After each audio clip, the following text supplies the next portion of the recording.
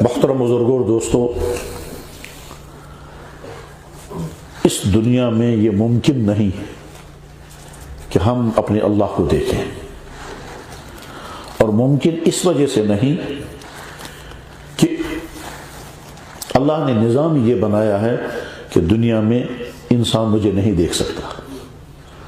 اللہ اگر چاہتے تو اللہ تعالیٰ شانہ اپنے آپ دکھا سکتے تھے، لیکن نظام اللہ نے یہ بنایا کہ اس دنیا میں انسان اللہ کو نہیں دیکھ سکتے، لہذا ہماری اللہ سے ملاقات نہیں ہو سکتی۔ لیکن یہ بھی طے ہے کہ قیامت کے دن ہم میں سے ہر شخص اپنے اللہ کو ضرور دیکھے گا، اور یہ اس لیے کہ قرآن میں بھی اللہ تعالیٰ شانہ فرماتے ہیں، جس میں تذکرہ ہے دیکھنے کا، اور اللہ کے نبی علیہ السلام نے بھی ارشاد فرمایا، جب صحابہ کرام نے پوچھا کہ کیا ہم اپنے رب کو دیکھ سکیں گے، حل نرا ربنا، کیا اس حکون اپن خدا وچت، کیا ہم اپنے اللہ کو دیکھ سکیں گے؟ تو جناب رسول اللہ صلی اللہ علیہ وسلم نے ارشاد فرمایا ایک حدیث میں کہ جیسے 14ویں رات کا چاند دیکھنا آسان ہے، اسی طرح سے تم قیامت کے دن اپنے اللہ کو دیکھو گے۔ بخاری شریف کی حدیث کے الفاظ اس طرح سے ہیں کہ صحابہ کرام نے کہا، یا رسول اللہ حل نرا ربنا، اے اللہ کے رسول کیا قیامت کے دن ہم اپنے رب کو دیکھ سکیں گے؟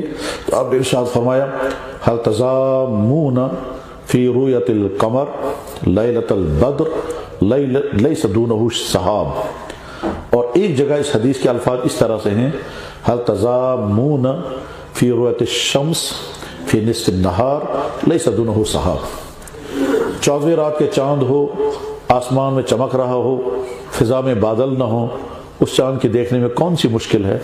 تو فرمایا جیسے تم اس چاند کو آرام کے ساتھ دیکھ سکو گے، اسی طرح سے اپنے اللہ کو بھی قیامت کے دن دیکھو گے۔ تو اب اس دنیا میں تو اللہ نہیں دیکھ سکتے، قیامت کے دن اللہ کو ضرور دیکھیں گے۔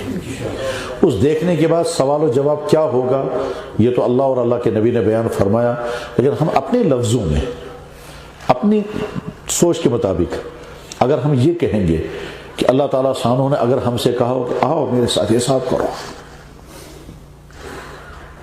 پھر اللہ فرمائیں گے میں نے تمہیں کیا کیا دیا تھا میں سناتا ہوں تمہیں، پھر فرمائیں گے میں نے تمہیں انسان بنایا تھا، ہم کہیں گے جی ہاں بنایا تھا، فرمائیں گے کیا مجھے طاقت تھی کہ میں تم کو پیدا ہی نہ کرتا، ہم کہیں گے بلا شبہ، پھر فرمائیں گے اگر میں پیدا کرتا مگر جنگلی جانور بنا دیتا تم کچھ کر سکتے تھے، ہم کہیں گے کچھ نہیں کر سکتے تھے، پھر فرمائیں گے اچھا میں نے تم کو جنگلی جانور نہیں بنایا، میں نے تمہیں انسان بنایا، تم نے ڈیمانڈ کی تھی انسان بننے کی، ہم کہیں گے نہیں یا اللہ ہم نے تو نہیں کہا تھا۔ اللہ پھر پوچھیں گے کیا تمہارا کوئی حق تھا میرے ذمے، کیا میں اگر تمہیں انسان نہ بناتا تو تم میرے خلاف کوئی قدم اٹھاتے، ہم کہیں گے نہیں اللہ ہم تو کچھ نہیں کر سکتے تھے۔ پھر فرمائیں گے اچھا میں نے تمہیں انسان بنایا مگر مجھے یہ بھی طاقت تھی کہ تم کو پیدا کرتا کسی ایسے گھر میں جہاں ایمان کی دولت نہیں تھی، ہم کہیں گے ہاں یا اللہ اگر میں تمہیں اس گھر میں پیدا کرتا جہاں میرے ہی پیدا کیے ہوئے بندے تھے مگر وہ کفر میں تھے تو تم کیا کرتے، ہم کہیں گے یا اللہ ہم تو کچھ بھی نہیں کرتے۔ پھر اللہ تعالیٰ فرمائیں گے کیا تم نے مجھے کوئی درخواست دی تھی، کیا تمہارا کوئی مطالبہ تھا، کیا تمہاری کوئی ڈیمانڈ تھی، کیا مجھے کوئی ڈر تھا کہ میں تمہیں ایمان والے کے گھر میں پیدا نہیں کروں گا تو نہ جانے کیا ہوگا، ہم کہیں گے یا اللہ نہیں نہ ہم نے مطالبہ کیا، نہ آپ کو ہمارا کوئی ڈر ہو سکتا تھا، نہ ہم کوئی احتجاج کر سکتے تھے، نہ ہمارے پاس کوئی احتجاج کا ڈیمانڈ کا پروٹیسٹ کا ایسا ذریعہ تھا کہ ہم آپ کے خلاف کچھ کرتے نہیں۔ تو اللہ تعالیٰ فرمائیں گے نہ مجھے کوئی خوف تھا، نہ مجھے کوئی لالچ تھا، نہ مجھے کوئی دباؤ تھا، نہ تمہاری درخواست تھی، اس کے باوجود میں نے تم کو ایمان والے کے گھر میں پیدا کیا تھا، ہم کہیں گے ہاں یا اللہ کیا تھا۔ اب اللہ تعالیٰ فرمائیں گے یہ سارے احسانات میں نے تم پر کیے، اس کے بعد پھر بتاؤ میرے نبی کو کتنے پھاقے لگے، تم کو زندگی میں کتنے پھاقے لگے تھے، ہم کہیں گے اللہ کبھی نہیں، وہ کہیں گے میرے نبی کو نہ جانے کتنی مرتبہ پہننے کے لیے کپڑا نہیں ہوتا تھا، تم کبھی زندگی میں ننگے رہے؟ ہم کہیں گے نہیں اللہ ایسا بھی نہیں ہے۔ کہ میرے نبی کو اپنا گھر نہیں تھا، دوسرے کے گھروں میں بہت دنوں تک ان کو رہنا پڑا، تم کو بھی کبھی دوسروں کے گھر میں رات گزارنی پڑی؟ ہم کہیں گے نہیں اللہ ایسا بھی نہیں ہوا۔ پھر فرمائیں گے اچھا میرے نبی نے جب گھر بنایا تھا وہ اتنا چھوٹا تھا کہ جب وہ سوتے تھے تو سر ایک دیوار کے ساتھ لگتا تھا اور پاؤں دوسری دیوار کے ساتھ لگتا تھا۔ میرے نبی جب رات کو نماز پڑھتے تھے تو ان کی بیوی سامنے سوئی ہوتی تھی، ان کے پاس جگہ نہیں تھی کہ وہ الگ سو جائے اور میرے نبی نماز پڑھے۔ تمہارا گھر اتنا بڑا تھا؟ ہم کہیں گے نہیں اللہ ہمارا تو بہت بڑا تھا، ہم کو تو سونے کا کمرہ الگ تھا، ہم کو تو بیٹھک کا کمرہ الگ تھا، ہم کو تو سب الگ الگ تھا۔ تو اللہ تعالیٰ فرمائیں گے اچھا ٹھیک ہے، جتنے مزیدار کھانے تم نے کھائے ہیں کیا میرے نبی نے وہ سب کھائے تھے؟ ہم کہیں گے نہیں یا اللہ نہیں۔ فرمایا اچھا جتنی فیسلٹیز کے ساتھ تم نے زندگی گزاری تھی کیا میرے نبی کو ایسی فیسلٹیز رہی ہیں؟ کہیں گے نہیں یا اللہ۔ کہا یہ سب میں نے تمہارے ساتھ کیا۔ اچھا تم کو تعلیم یافتہ بنایا تھا؟ کہ جی ہاں یا اللہ تعلیم یافتہ بھی بنایا تھا۔ پھر تمہاری شادیاں بھی ہوئی تھی؟ کہ جی ہاں یا اللہ شادیاں بھی ہوئی تھی۔ پھر تم کو اولادیں بھی ملی ہیں؟ کہ جی ہاں یا اللہ اولادیں بھی ملی ہیں۔ تو اللہ تعالیٰ فرمائیں گے دیکھو میں نے تمہیں انسان بھی بنایا، پورا جسم عطا کیا، ایمان والا بنایا، تعلیم بھی دی، گھر بھی دیے، کھانے بھی دیے، خوشیاں بھی دی، سب ٹھیک ہو گیا۔ لیکن اچھا ایک بات بتاؤ، میرے بہت سارے بندے دنیا میں اندھے ہوتے تھے، تم کو میں نے اندھا تو نہیں بنایا؟ ہم کہیں کہ نہیں۔ پھر کہیں گے اچھا میرے بہت سارے بندے دنیا میں گونگے ہوتے تھے، وہ بول نہیں سکتے تھے، تم نے دیکھا ہوگا؟ ہم کہیں گے ہاں ہاں یا اللہ دیکھا ہم نے۔ اچھا یہ بتاؤ میں نے تم کو گونگا اگر بنایا ہوتا تم کیا کرتے؟ کہ یا اللہ ہم بھی نہیں بول پاتے تو تم کو میں نے گونگا بھی نہیں بنایا۔ اچھا تم نے دیکھا ہوگا کہ دنیا میں مینٹلی اب نارمل بہت سارے لوگ ہوتے تھے اور وہ ہسپتالوں میں بند ہوتے تھے، تم نے دیکھا؟ ہم نے کہا ہاں یا اللہ دیکھا تھا، اگر میں چاہتا تو ویسے ہی تمہیں بناتا، تم کیا کرتے؟ ہم کہیں گے نہیں یا اللہ کچھ نہیں۔ پھر فرمائیں گے یہ سب وہ ہے جو میں نے تیرے ساتھ کیا ہے۔ اب فرمائیں گے میں نے تیرے ساتھ کیا کیا وہ تو میں نے بتا دیا، اب تم اپنا بتاؤ۔ جیسے مجھ سے پڑھو نہیں صاحب میرے بھائی اس وقت ہم کیا جواب دیں گے؟ اللہ کی نعمتیں یہ ساری ہیں، ان کا انکار نہیں کر سکتے۔ قرآن کریم میں اللہ تعالیٰ فرماتے ہیں میری بند کتا ناشکر اچھے۔ پھر دوسرا جگہ فرمایا قلیل من عبادی الشکور، بہت کم ہیں میرے بندوں میں جو میرا شکر ادا کرتے ہیں۔ فرمایا فاذکروا آلاء اللہ، یاد کرو میں نے کیا کیا نعمتیں دی ہیں۔ میرے بھائیو انسان سے مزاج کے ساتھ سنیے، انسان کا مزاج یہ ہونا چاہیے کہ جو ہے اس کے بارے میں سوچے، اگر یہ نہ ہوتا تو کیا ہوتا، جو ملا سوچیں اگر یہ نہ ملا ہوتا تو پھر کیا ہوتا، گھر ہے اگر نہ ہوتا تو کیا ہوتا، دیکھنے کو آنکھیں ہیں نہ ہوتی تو کیا ہوتا، بولنے کو زبان ہے نہ ہوتی تو کیا ہوتا، کھانا مل گیا نہ ملتا تو کیا ہوتا، اور کھانا مل گیا لیکن کھا نہیں پاتے تو کیا ہوتا، اور کھا پاتے لیکن ڈائجسٹ نہ ہوتا تو کیا ہوتا، اور اگر کھانا ڈائجسٹ ہو جاتا مگر قبض کی بنا پر باتھ روم نہیں جا پاتے تو کیا ہوتا، ہم کھاتے اور وہ ڈائجسٹ نہ ہوتا اور ہماری نیند اڑ جاتی اور اس کے نتیجے میں راتیں بے قراری میں گزرتی تو کیا ہوتا۔ غرض یہ کہ چھوٹی سے چھوٹی نعمت پر بھی غور کر کے سوچنا چاہیے، اگر یہ ایسے ہے نا ایسے کیا بنے، اور اگر یہ ایسے نا تل کیا بنے۔ اولاد والا سوچے کہ اگر میں بے اولاد ہوتا تو کیا ہوتا، روزگار والا سوچے اگر میں بے روزگار ہوتا تو کیا ہوتا، تعلیم والا سوچے کہ اگر میں ان پڑھ ہوتا تو کیا ہوتا، اور دین والا سوچے اللہ نے اگر مجھے دین سے دور کیا ہوتا تو کیا ہوتا، اور ایمان والا سوچے اگر میں بے ایمان آسا کفر میں کیا بنے بکت آسا۔ حاسبو قبل ان تحاسبو، اپنا حساب پہلے لے لو اس سے پہلے کہ اللہ تمہارا حساب لے گا، اپنا جائزہ خود دے لو اس سے پہلے کہ اللہ تم سے کہے گا چلو میرے ساتھ کرو۔ میرے بھائی ہم سب بہت خوش قسمت ہیں، بہت ہی زیادہ خوش قسمت ہیں کہ ہم کو ایمان والا بننے میں کوئی ایسی قربانی نہیں دینی پڑی جیسی قربانی صحابہ کو دینی پڑی، جیسے قربانی اس کے بعد کے لوگوں کو دینی پڑی، اور جیسی قربانی آج کے کسی ایمان قبول کرنے والے کو دینی پڑتی ہے۔ آج بھی جب کوئی آدمی ایمان قبول کرتا ہے تو بہت قربانیاں دینی پڑتی ہیں، جن کا ہم اندازہ نہیں کر سکتے۔ اس وجہ سے نہیں کر سکتے کیونکہ ہم پہ وہ بیتی نہیں، ہم نے وہ جھیلا ہی نہیں، ہم نے اس کا سامنا ہی نہیں کیا، ہم پہ وہ حالات ہی نہیں آئے، لہذا ہمیں نہیں معلوم ہوتا ہے کیا کیا جھیلنا پڑتا ہے۔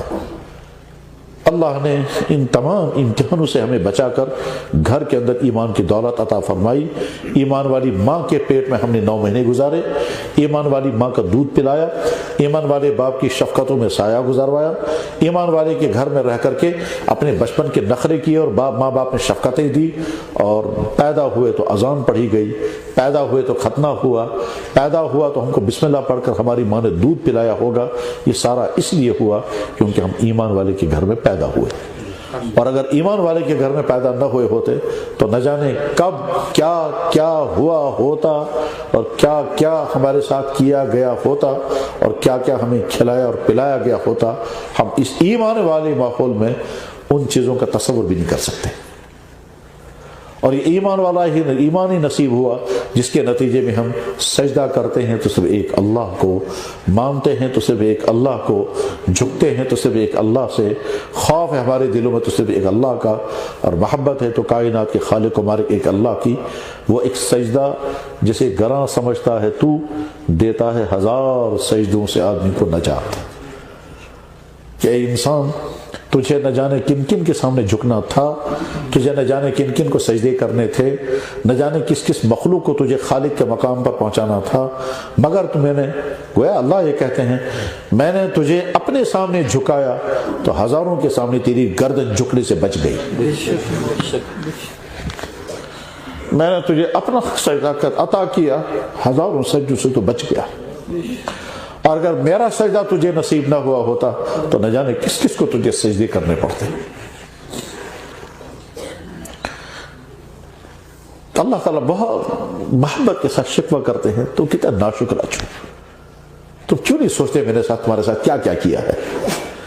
تم کیوں کہتے ہو ہمارا خدا ہمیں پوچھتا ہی نہیں ہے؟ تم کیوں کہتے ہو اس کیا جد خدا ہے؟ تم کیوں سمجھتے نہیں، کیوں مجھے یاد نہیں رکھتے ہیں، کیوں مجھے بھول جاتے ہو؟ تم ہر وقت میں تمہارے ساتھ، ہر وقت میری نعمتیں تم پر برس رہی ہیں۔ تم کھانا کھاتے ہو تو اس میں طرح طرح کے مزے ہیں، وہ میں نے تمہارے لیے رکھے۔ تم مزوں کی قسم قسم کے کھانے کھا کر میٹھی نیند سوتے ہو کھراٹوں کے ساتھ، وہ میں ہی تو تمہیں نیند دیتا ہوں۔ تم اپنی بیویوں کے ساتھ وقت گزارتے ہو خوشیوں کے ساتھ، وہ لذتیں تو میں نے دی ہے۔ تمہیں اولادیں دی گئی ہیں، وہ اولادیں تمہارے کتنی اچھی لگتی ہیں تمہارے، وہ میں ہی تو پیدا کرتا ہوں۔ تمہارے کھیتوں کے اندر فصلیں اگتی ہیں، اور تم زمیندار بن کر جب اپنی فصل کو دیکھتے ہو کیسی خوشی ہوتی ہے اس وقت۔ زمیندار ہی سمجھت کہ زمینداروں کا خوشی جگہ تمیز یا ویسو پنے ساتھ ذرا سوچا، وہ میں ہی تو کرتا ہوں۔ جب تمہارے گائے کے تھانوں میں دودھ آتا ہے تمہیں کتنی خوشی ہوتی ہے، وہ میں ہی تو پیدا کرتا ہوں۔ جب تم بیمار ہوتے ہو اور بلک کر کے خود مجھے پکارتے ہو، میں کبھی دوائی کے بعد تمہیں شفا دیتا ہوں، کبھی دوائی کے بغیر تمہیں شفا دیتا ہوں۔ تم سمجھتے کیوں نہیں ہے؟ تم کھانے کھاتے ہو، ان کھانوں میں تمہیں مزے آتے ہیں۔ میں ایک طرف سے کھانوں میں میں نے مزہ رکھا، اور دوسری طرف سے تمہاری زبان پر میں نے ٹیسٹ رکھا۔ اس ٹیسٹ کی وجہ سے تمہیں کھانوں میں مزہ آتا ہے، ورنہ تو تنگ آ جاتے کھاتے کھاتے، جیسے بنی اسرائیلی تنگ آ گئے تھے، من و سلوا کھاتے کھاتے، ایک ہی چیز کھاتے کھاتے تنگ آ گئے تھے۔ میں تمہارے لیے قسم قسم کی ڈشیں، قسم قسم کی چیزیں مہیا کر دیتا ہوں۔ پھلوں کو دیکھو کیسے کھاتے ہو، اور وہ پھل الگ الگ ذائقوں والے، الگ الگ فائدوں والے، الگ الگ تاثیر والے۔ تمہارے باغوں میں ایک سیب پیدا ہوتا تھا، اس کی تاثیر سرد تھی، تمہارے باغوں میں دوسرا سیب پیدا ہوتا تھا، اس کی تاثیر گرم تھی۔ میں جانتا تھا کہ میرے بندے کو کبھی پیٹ میں گرمی ہوگی تو ٹھنڈا سیب کھائے گا، اور کبھی ٹھنڈ لگے گی تو گرم سیب کھائے گا۔ میں نے گرمی کا انتظام تمہارے لیے کیا، ٹھنڈا کا انتظام بھی تمہارے لیے کیا۔ تم زندگی نہیں گزار سکتے تھے، میں نے تمہارے لیے دنیا میں آگ بھیجی، وہ آگ خطرناک بھی تھی لیکن تم کو فائدہ بھی پہنچاتی تھی، اسی سے تمہارے کھانے پکتے تھے، اسی سے تم کو گرمیاں ملتی تھی، اسی سے تم طرح طرح کے فائدے اٹھاتے تھے، اور اسی سے بچ کر رہتے تھے۔ تمہیں مکان بنانے تھے، میں اس کے لیے جنگل بنائے، اور جنگلوں سے تم جنگلوں کو کاٹ کاٹ کر کے تم مکان بناتے تھے۔ تمہیں اپنے مکان بنانے تھے، میں نے مٹی اور پتھر بنائے، اس سے تم اپنے مکان اور پٹی۔ غرض یہ کہ اللہ کی نعمتیں ہر وقت ہر انسان پر برس رہی ہیں، چاہے انسان مانے یا نہ مانے۔ اس دنیا میں سب سے بڑا نادان وہ شخص ہے کہ جو اللہ کی زمین پر رہ کر اللہ کا دیا ہوا جسم استعمال کر کے اللہ کی پیدا کی ہوئی چیزیں اور پانی پی کر اور کھا کر پھر اللہ کی نافرمانی کی زندگی گزارے، اس سے بڑا بدبخت انسان اس دنیا میں کوئی نہیں۔ ایسے انسان کو اللہ تعالیٰ کہتے ہیں یہ جانوروں سے زیادہ بدتر ہیں، انہم الا کالانعام بل ہم اضل۔ ایسے انسانوں کو اللہ تعالیٰ کہتے ہیں یہ تو بدترین مخلوق ہے، پیدا اللہ کے کیے ہوئے ہیں اور اللہ فرما رہے بدترین مخلوق ہے، لیکن الحمدللہ ہم اس میں شامل نہیں ہیں۔ ہم نہ بدترین جانور ہیں نہ بدترین مخلوق، ہم نہ بدترین جانور ہیں نہ بدترین مخلوق۔ کیوں؟ وہ بھی انسان، ہم بھی انسان۔ تو جواب، ہم اس زمین اور اس آسمان اور اس کائنات کے خالق کو مانتے ہیں اور وہ اس کا انکار کرتے ہیں۔ ہم پیدا کرنے والے کی نعمتوں کو کھا کر اس کو تسلیم کرتے ہیں، وہ پیدا کرنے والے کی نعمتیں کھا کر پھر کہتے ہیں کس خدا کت خدا اشن مانا۔ ہم پانی برسانے والے اللہ کو مان کر کے پھر پانی پیتے ہیں اور آخر میں پھر الحمد پڑھتے ہیں، اور وہ پانی تو اللہ کا پیتے ہیں لیکن سجدے کسی اور کو کرتے ہیں۔ ہم اللہ کی دی ہوئی اولاد پر شکر پڑھتے ہیں اور اللہ کا شکر ادا کرتے ہیں اور وہ کسی اور کا۔ تو اس لیے ہم بہترین مخلوق ہیں، اور دوسرے کیا ہیں وہ سمجھیں۔ قرآن میں اللہ تعالیٰ کہتے ہیں ان الذین آمنوا وعملوا الصالحات اولئک هم خیر البریہ، بلا شبہ وہ لوگ جو ایمان لاتے ہیں، ایمان کا مطلب انہوں نے تسلیم کیا کائنات کا خالق اور مالک ایک اللہ، تسلیم کیا کائنات کو خالق و مالک جو ہے وہی معبود ہے، وہی خالق ہے، وہی رزاق ہے، وہی ماں کی چھاتیوں میں دودھ پیدا کرتا ہے، وہی گائے کے تھنوں میں دودھ پیدا کرتا ہے، وہی آسمان سے پانی برساتا ہے، وہی زمین سے چیزیں اگاتا ہے، وہی جانور کو انسان کے ماتحت بناتا ہے، وہی باڈی کے اندر تمام آرگن پیدا کرتا ہے، وہی آنکھ بناتا ہے اور آنکھ کے اندر دیکھنے کی طاقت رکھتا ہے، وہی کان بناتا ہے اور کان کے اندر سننے کی طاقت، اسی نے زبان بنائی اور زبان کے اندر بولنے کی طاقت بھی رکھی، چکھنے کی طاقت بھی رکھی، اور پانی نکال کر کے منہ کو لعاب سے تر رکھنے کی طاقت بھی اسی اللہ نے رکھی۔ اس اللہ کو ہم مانتے ہیں، اس لیے اللہ کہتے ہیں ان الذین آمنوا وعملوا الصالحات اولئک هم خیر البریہ، بلا شبہ وہ جو ایمان والے ہیں، زندگی ایمان کے مطابق اور میرے نبی کے طریقے کے مطابق گزرتی ہے، وہ بہترین مخلوق ہے۔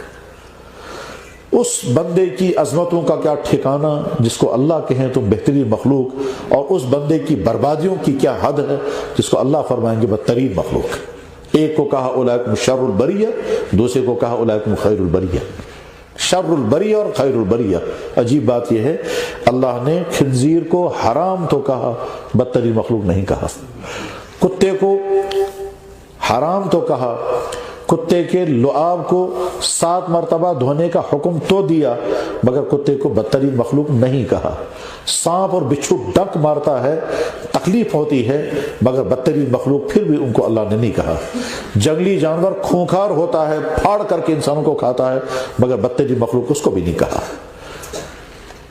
مکھیاں مچھر انسانوں کو بہت تنگ کرتے ہیں، واقعی تنگ کرتے ہیں، لیکن بدترین مخلوق ان کو بھی اللہ نے نہیں کہا۔ لیکن اس انسان کو جو انسان ہے، جس کو عقل دی، سمجھ دی، اور اس کے ہمیں سچا دین آ گیا، اور پھر بھی اس کائنات کے خالق و مالک کو نہ مانے، اور پھر بھی محمد الرسول اللہ جیسی عظیم الشان شخصیت جن کے کمالات کو ساری دنیا تسلیم کرتی ہے، ان کے نام مبارک، ان کے کمالات کو سن کر پھر بھی جو نہیں مانتا ہے، تو اللہ ان کو کہتے ہیں یہ بدترین مخلوق ہے۔ الحمدللہ ثم الحمدللہ، اس سے بدترین مخلوق، اس سے بہترین مخلوق اس میں شامل، مگر ان پر چوچن ایسے کہ اس کا درجہ اس میں سے، اس کا عالم اس میں سے۔ اگر اللہ تعالیٰ شان و فرمائیں گے تم سب کچھ کرنے کو تیار ہو جاتے تھے، لیکن میری نماز پڑھنے کی تمہارے پاس فرصت نہیں تھی، مجھے وجہ بتاؤ کیوں۔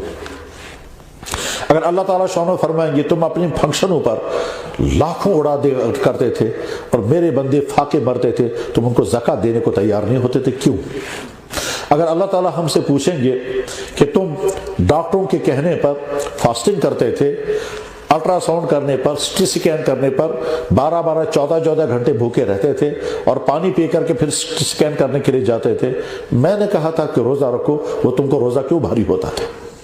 میں نے کہا تھا تمہارے سامنے لائف سٹائل دو ہیں، ایک میرے نبی کے دشمنوں کا لائف سٹائل ہے اور ایک میرے نبی کا لائف سٹائل ہے، تم ان کا لائف سٹائل کیوں اپناتے تھے؟ تمہیں کیا ان سے محبت تھی؟ تم کیوں کہتے تھے کہ ہم ویسا بننا چاہتے ہیں؟ تم کیوں نہیں کہتے تھے میں نبی جیسا بننا چاہتے ہیں؟ نبی کا کلچر، نبی کا سویلائزیشن، نبی کی تہذیب، نبی کا ڈریس کوڈ، نبی کی شکل و صورت تمہیں پسند نہیں تھی؟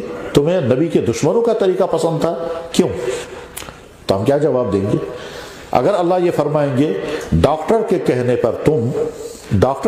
پر تم میری پیدا کی ہوئی حلال چیزیں چھوڑنے کو تیار ہو جاتے تھے اور میرا نبی تم سے کہتا تھا یہ چیز مت کھاؤ، تم چھوڑنے کو کیوں تیار نہیں ہوتے تھے؟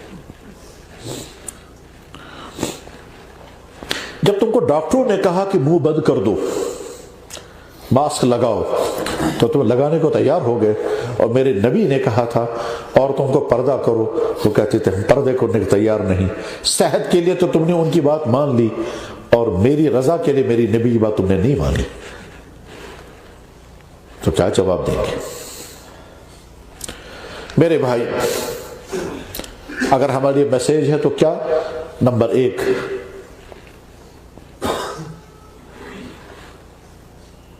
جتنا شکر کریں اتنا کم، جتنا اللہ کی نعمتوں کو سوچیں اور سمجھیں اور نعمتوں کا احساس کریں اتنا کم۔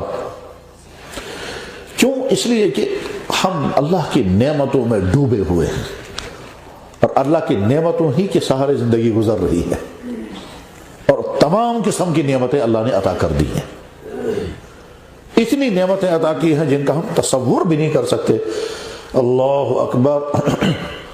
جناب رسول اللہ صلی اللہ علیہ وسلم نے ساری زندگی غسل کیا، کبھی مگ سے پانی نہیں ڈالا کیونکہ مگ ان کے پاس نہیں تھا۔ اللہ کے نبی علیہ السلام نے ساری زندگی وضو اور غسل کیا، کبھی صابن استعمال نہیں کیا، انہوں نے صابن دیکھا بھی نہیں ہے۔ اللہ کے نبی علیہ السلام نے ساری زندگی کھانا کھایا، مگر کبھی بھی ایک دن میں 2 مرتبہ پیٹ بھر کر کھانا کبھی نہیں کھایا۔ اللہ کے نبی علیہ السلام کے گھر میں کوئی الماری نہیں تھی، کیونکہ الماری سامان کے لیے ہوتی ہے، ان کے پاس کوئی سامان نہیں تھا۔ اللہ کے نبی علیہ السلام کے گھر میں نہ کوئی صندوق تھا، نہ کوئی بریف کیس تھا، نہ کوئی سیٹ کیس تھا، نہ کوئی وارڈروب تھا، نہ کوئی الماریاں تھیں، کچھ بھی نہیں تھا۔ آج ہمارے گھروں میں وارڈروب ہوتے ہیں، لاکر ہوتے ہیں، صندوق ہوتے ہیں، بریف کیس ہوتے ہیں، ان میں کپڑے ہوتے ہیں، ڈھیر لگے ہوئے ہوتے ہیں۔ اللہ کے نبی علیہ السلام کے پاس ایسا کچھ بھی نہیں تھا، کوئی صندوق نہیں، کوئی کچھ نہیں۔ اللہ کے نبی علیہ السلام نے ساری زندگی جتنے سفر کیے، کسی سفر میں آپ کے لیے کوئی جائے نماز نہیں بچھایا گیا، مٹی پر، پتھروں پر آپ نے نمازیں پڑھی۔ اللہ کے نبی علیہ السلام کے گھر میں ساری زندگی کبھی چراغ نہیں جلایا گیا، ساری زندگی اندھیرے میں رہے ہیں۔ اللہ کے نبی علیہ السلام نے کبھی بھی مسالوں دار کھانا نہیں کھایا۔ اللہ کے نبی علیہ السلام نے نہ کبھی چاول کھائے، نہ کبھی مسالے کھائے، نہ کبھی دالیں کھائی، نہ کبھی قسم قسم کی سبزیاں کھائیں، نہ ان کو مزیدار بنا کر کے کبھی کھانا، کبھی نہیں۔ اللہ کے نبی علیہ السلام نے نہ کبھی چائے پی ہے، نہ کبھی بریک فاسٹ کیا ہے، نہ کبھی ڈنر اور لنچ، یہ سب تھا ہی نہیں۔ مل گیا تو کھایا، کیا کھایا؟ کبھی دودھ کا پیالہ پیا، کبھی چند کھجوریں کھائی، اور بس۔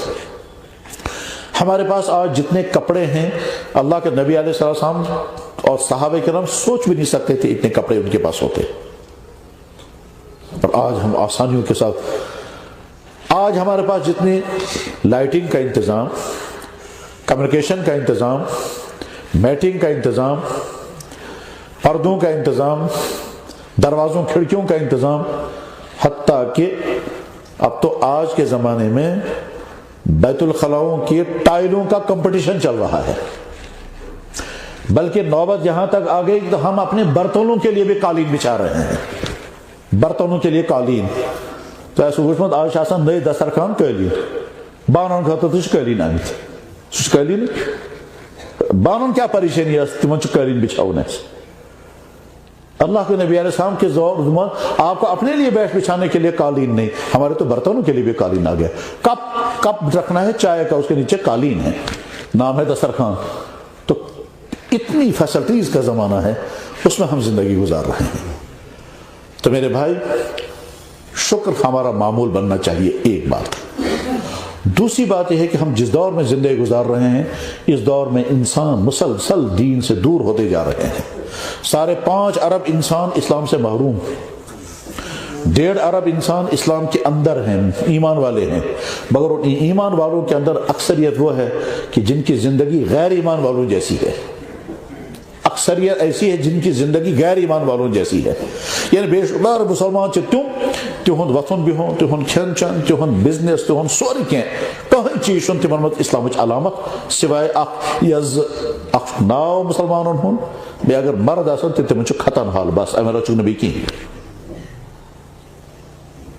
اللہ کا فضل ہے، ہم ان میں سے نہیں ہیں۔ ہم ان میں سے ہیں جو اللہ کے دین کو سنتے ہیں، بولتے ہیں، سمجھتے ہیں، دین کے مجلسوں میں آتے ہیں، اور اس کے بعد پھر اللہ نے حق کا راستہ ہمیں عطا فرمایا ہے، اور اس سب کا ثبوت یہ ہے کہ ہم دین کے مجلس میں موجود ہیں۔ اللہ نے یہ دین ہم کو عطا فرمایا، اس کے لیے ہمارے بزرگوں نے بڑی قربانیاں دی ہیں، بڑی محنت کی ہے۔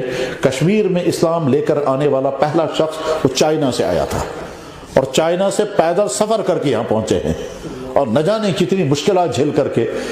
زبان بیچاروں کی الگ تھی، کھانا ان کو یہاں کا پسند سوٹ نہیں کرتا تھا، مشکلات کے ساتھ وہ یہاں پہنچے ہیں، اور یہاں کے بادشاہ کو اسلام کی دعوت دی۔ اس آنے والے کا نام تھا سید عبد الرحمن بلبل، سید شرف الدین عبد الرحمن بلبل رحمہ اللہ تعالی۔ یہ پہلا شخص ہے جو کشمیر میں آیا۔ اس کے بعد تقریباً 50 سال کے بعد حضرت شاہ ہمدان رحمہ اللہ تعالی وہ شہزادہ کی جیسی زندگی گزارتے تھے۔ وہ اس کائنات کے سب سے اونچی خاندان سیدوں میں سے ہیں شاہ ہمدان رحمہ اللہ تعالی۔ انہوں نے اپنا وطن چھوڑا، اپنا ملک چھوڑا، اپنے اساتذہ، اپنے شیوخ، اپنے پیر، اپنے سارے چھوڑ کر آ گئے یہاں، تاکہ یہاں اسلام کا نور پھیلے، اور ان کے ذریعے سے اسلام کی نعمت پھیلی۔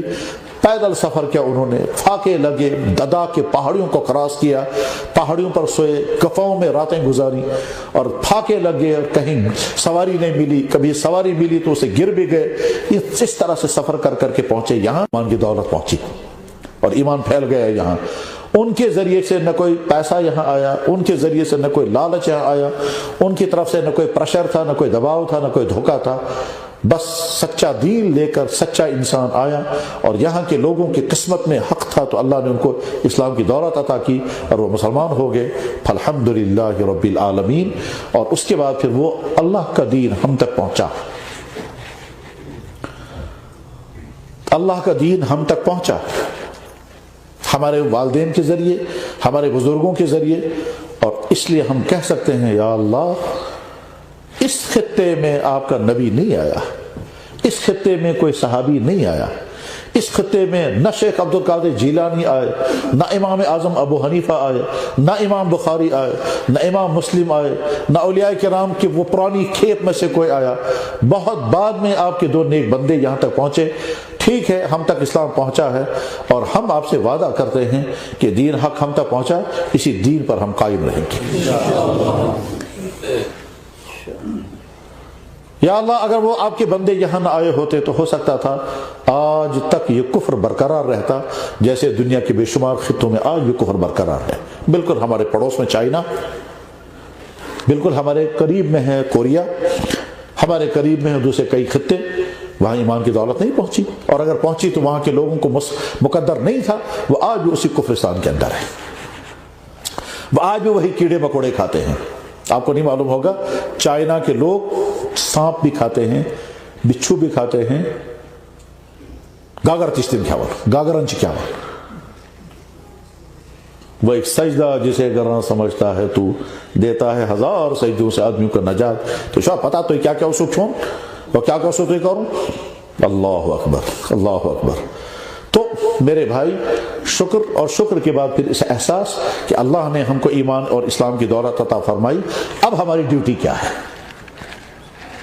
تو جواب ہمارے سب کی ڈیوٹی یہ ہے، ہم اس اسلام کو سیکھیں، اپنی زندگی میں اتاریں۔ ہمارا اللہ جیسا ہمیں حکم کرتا ہے ویسے ہم اپنے ماں باپ کے ساتھ رہیں گے، ہمارا نبی جیسے حکم کرتا ہے ویسے ہم اپنی بیویوں کے ساتھ رہیں گے، ہمارا اللہ جیسے اور ہمارا نبی جیسے حکم کرے گا ویسے ہم بزنس کریں گے، ہمارا اللہ اور ہمارا نبی جیسے ہم بتائے گا ویسے ہم شادیاں کریں گے، ہمارا اللہ اور ہمارا نبی جیسا ہمیں حکم کرتا ہے ویسے ہم باغبانی کریں گے، ہمارا اللہ اور ہمارا نبی جیسے حکم کرتا ہے ویسے ہم زندگی کا ہر کام کریں گے، کیونکہ اللہ نے ہم کو ایمان کی دولت عطا فرمائی۔